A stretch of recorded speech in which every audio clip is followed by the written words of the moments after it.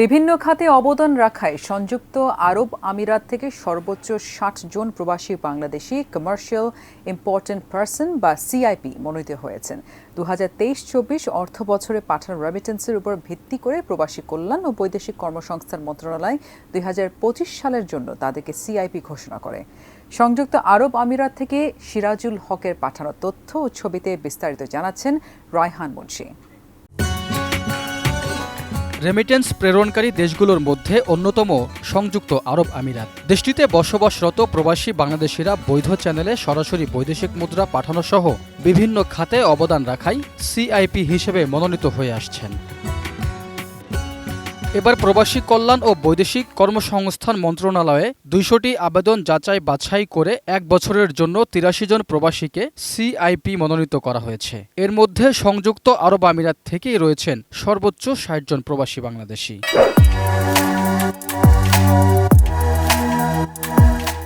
যারা যোগ্য তারা বিবেচিত হয়েছে, তার মধ্যে দুই একজন হয়তো যোগ্য লোক ছিল, এর মধ্যে হয়তো দুই একজন বাদ পড়ছে। এটা হয়তো শুধরে নেওয়া হবে আগামীতে। যে দলের হোক তাদের যাতে আরো অনেক লোক আমাদের রেগুলার সিআইপি পায়, কারণ তারা বাংলাদেশের রেমিটান্স পাঠিয়ে সিআইপিটা গ্রহণ করে। আমি অনুরোধ করব বর্তমান সরকারকে, যাদের যোগ্য আছে তারা যাতে সিআইপিটা পায় এবং দেশের উন্নয়নে তারা সাথে থাকে।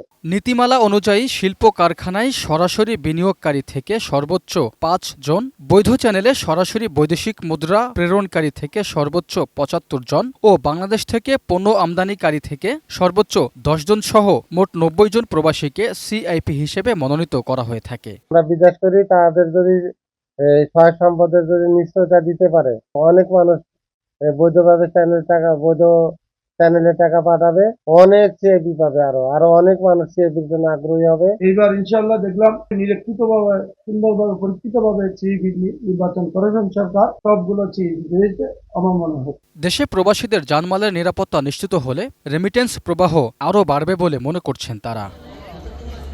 Raihan Munshi, desk report, ATN news.